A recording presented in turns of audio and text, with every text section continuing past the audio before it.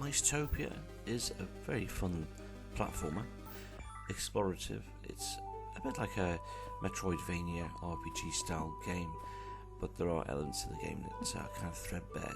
But it does reflect that in its price. It's not overpriced, pretty well priced, to tell the truth.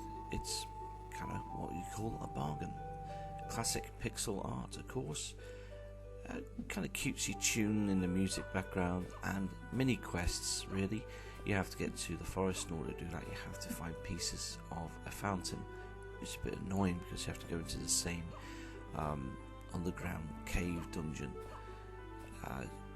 and that can be a little bit repetitive, but it is fun in the way that you build up your character, your mouse, into becoming a badass, and as you get stronger, collect more of these mysterious little green gems.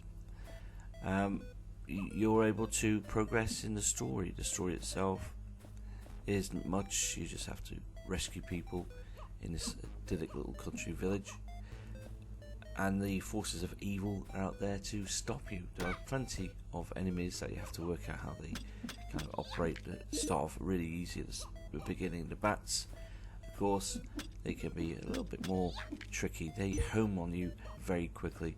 The little crystal enemies are simply, well, you can just simply walk up to them and slash them and they're dead within a couple of hits. There are hidden areas as well, and at least these hidden areas add a lot of, well, more exciting things to do in this kind of threadbare game. At $4.99, yeah, it's pretty much a bargain, but don't expect a really deep adventure game here. It's just Metroidvania. It's just this big level until you open up the forest. Of course, it's no big deal. I sadly got very bored of the game after a while because I just wanted more. I mean, it's all cutesy, lovely animations, nice music, but I think the constant grind, the backwards, going backwards to get stuff, kind of grates after a while. You have to really stick with it. But if you enjoy Metroidvania and go through, the usual rigmarole of, slash, kill, repeat, it can be a fun for people who like these sort of games. But I've never been a big fan of Metroidvania, so I've probably been harsh on it. But for the money, it's worth it because it's not 15 to 20 quid. If it was, I'd expect a hell of a lot more content. It does get a little bit repetitive, as I said, just like me repeating that. But yeah, that's all I can say about it really. It's, pixel art, nice music, interesting little enemies, nice little hidden areas here and there, not too many things to do, repetitive, but yeah, cheap, cheerful, and a lot of fun if you like these games.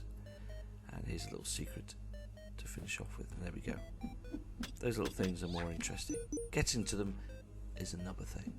Anyway, that's the game. If you can get past all the traps, the horrible bat monsters, and the horrors that await, it's a fun little game for its budget title price.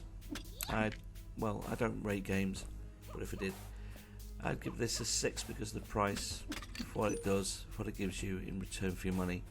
It could get more if it had more enemies, but for the levels I played and the actual areas I explored, I just wasn't invested enough to carry on playing. But again, it was a fun couple of hours playing this.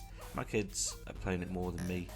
They like these sort of games, but this ain't for me. Not well for the price, yes, but I just hate Metroidvania games, so I'm probably being unfair on it. But if you like them, pick them up.